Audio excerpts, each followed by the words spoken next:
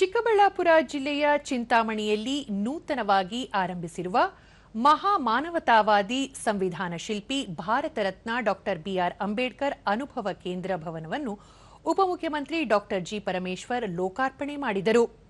ಈ ವೇಳೆ ಗ್ರಾಮೀಣಾಭಿವೃದ್ಧಿ ಮತ್ತು ಪಂಚಾಯತ್ ರಾಜ್ ಸಚಿವ ಈಶ್ವರ ಖಂಡ್ರೆ, ಮಾಜಿ ಸಚಿವರಾದ doctor HC Mahadevappa, doctor MC Sudhakar ಸೇರಿದಂತೆ ಹಿರಿಯ ಅಧಿಕಾರಿಗಳು ಉಪಸ್ಥಿತರಿದ್ದರು.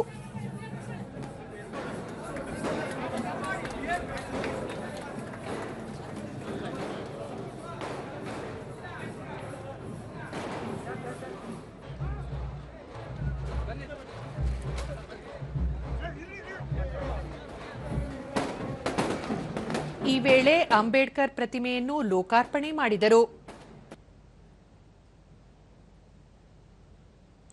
ಬಳಿಕ ನಡೆದ ವೇದಿಕೆ ಕಾರ್ಯಕ್ರಮದಲ್ಲಿ ಸಚಿವ ಕೆಎಚ್ ಮುನಿಯಪ್ಪ, ಸಂಸದ ಮಲ್ಲೇಶ್ ಬಾಬು ಸೇರಿದಂತೆ ಜನಪ್ರತಿನಿಧಿಗಳು ಉಪಸ್ಥಿತರಿದ್ದರು. ಬಳಿಕ ಪರಮೇಶ್ವರ್, ಚಿಂತಾಮಣಿಯಲ್ಲಿ ಅತ್ಯಾಧುನಿಕ ಸೌಲಭ್ಯವಿರುವ ಅಂಬೇಡ್ಕರ್ ಭವನ ಮತ್ತು ಅನುಭವ ಕೇಂದ್ರವನ್ನು ಆರಂಭಿಸಲಾಗಿದ್ದು, ಈ ರೀತಿಯ ಕೇಂದ್ರ ರಾಜ್ಯದ ಯಾವುದೇ ಭಾಗದಲ್ಲಿ ಇಲ್ಲ. ಇದರಲ್ಲಿರುವ ಸೌಲಭ್ಯವನ್ನು ಈ ಭಾಗದ ಜನ ಬಳಸಿಕೊಳ್ಳಬೇಕು ಎಂದು ಹೇಳಿದರು. ದೇಶ ಆರ್ಥಿಕವಾಗಿ ಸ್ವಾವಲಂಬಿಯಾಗುತ್ತಿದೆ. ಜಗತ್ತಿನಲ್ಲಿ 4ನೇ ಅತಿದೊಡ್ಡ ಆರ್ಥಿಕತೆಯ ರಾಷ್ಟ್ರವಾಗಿ ಹೊರಹೊಮ್ಮಿದೆ. ಇದಕ್ಕೆ ಸಂವಿಧಾನ ಶಿಲ್ಪಿ ಡಾಕ್ಟರ್ ಬಿಆರ್ ಅಂಬೇಡ್ಕರ್ ಹಾಕಿಕೊಟ್ಟ ಮಾರ್ಗವೇ ಕಾರಣ.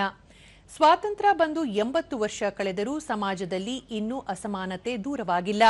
ಈ ಬಗ್ಗೆ ಎಲ್ಲರೂ ಚಿಂತಿಸುವುದು ಅಗತ್ಯವಾಗಿದೆ ಎಂದರು. ರಾಜ್ಯದಲ್ಲಿ ಸಿದ್ದರಾಮಯ್ಯ ಅವರು ಮುಖ್ಯಮಂತ್ರಿಯಾಗಿದ್ದ ಸಂದರ್ಭದಲ್ಲಿ ಪರಿಶಿಷ್ಟ ಸಮುದಾಯಗಳ ಅಭಿವೃದ್ಧಿಗಾಗಿ ಎಸ್ಸಿ, ಎಸ್ಪಿ, ಟಿಎಸ್ಪಿ ಯೋಜನೆಯನ್ನು ಜಾರಿ ಮಾಡಿ ಈ ಸಮುದಾಯದ ಅಭಿವೃದ್ಧಿಗೆ ಹೆಚ್ಚಿನ ಆದ್ಯತೆ ನೀಡಲಾಗಿದೆ. ಸಮಾಜದಲ್ಲಿ ಬದಲಾವಣೆ ತರಲು ಡಾಕ್ಟರ್ ಬಿಆರ್ ಅಂಬೇಡ್ಕರ್ ಹಾಕಿದ ದಾರಿಯಲ್ಲಿ ನಡೆಯುತ್ತಿದ್ದು, ಈ ನಿಟ್ಟಿನಲ್ಲಿ ಹಲವು ಕ್ರಮ ಕೈಗೊಳ್ಳಲಾಗುತ್ತಿದೆ ಎಂದು ತಿಳಿಸಿದರು. ತಳ ಸಮುದಾಯದ ಅಭಿವೃದ್ಧಿಗೆ ಶಿಕ್ಷಣವೇ ಅಸ್ತ್ರ. ಈ ಹಿನ್ನೆಲೆಯಲ್ಲಿ ಮಕ್ಕಳನ್ನು ವಿದ್ಯಾವಂತರನ್ನಾಗಿ ಮಾಡುವ ಸಂಕಲ್ಪ ತೊಡಬೇಕು ಎಂದು ಹೇಳಿದರು.